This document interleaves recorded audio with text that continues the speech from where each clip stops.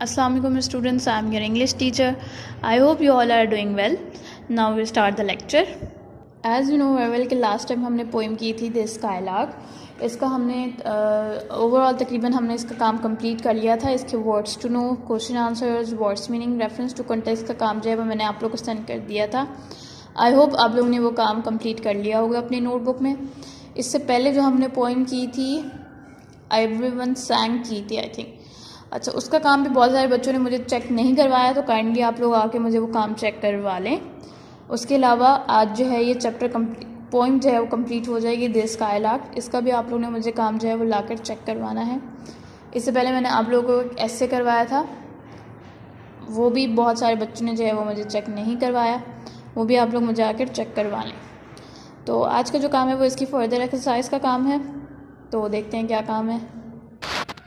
सबसे पहले page number 48 पर आपके पास क्वेश्चन नंबर 1 है, match the idioms in column A with the meanings in column B. ठीक है, आप लोगों के पास ए कॉलम में आप लोगों को ईडियम्स दिए हुए हैं, उसके मीनिंग्स दिए हुए हैं। आप लोगों ने ईडियम्स को जो है वो उनके मीनिंग्स के साथ जो है वो मैच करना है। ठीक है, इसके आंसर्स जो है वो मैं आप लोगों को सेंड कर दूंगी, लेकिन आप लोग यहाँ पर भी देख लें। On the ball, on the ball का मतलब होता है to be alert, well inform, यानी किसी चीज़ के बारे में अलर्ट लेना, किसी चीज़ के बारे में जानना, या आपको किसी चीज़ के बारे में पहले से पता हो। ठीक है, on the mend, on the mend का मतलब होता है to be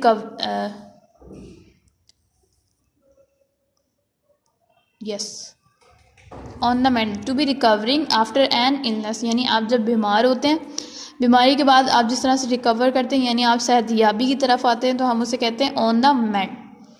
on velvet, on velvet का मतलब होता है to be in favourable state, यानी आप किसी ऐसी कंडीशन में हैं जो आपको पसंद है, तो उसे हम कहते हैं to be in favourable state.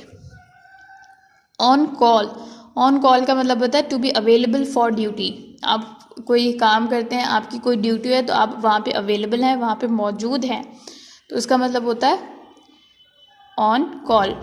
On edge, on edge का मतलब होता है टू बी नर्वस, यानी आप किसी चीज़ के बारे में नर्वस हैं, आप थोड़ा परेशान हैं, तो उसे हम कहते हैं टू बी नर्वस।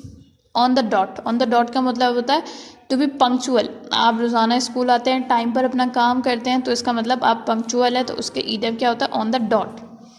ठीक है, on the job, on the job का मतलब होता है to be doing a job और वर्क, आप अपना काम कर रहे हैं, आप जॉब पर जा रहे हैं, ऑन द जॉब, तो उसे हम कहते हैं to be doing a job और वर्क।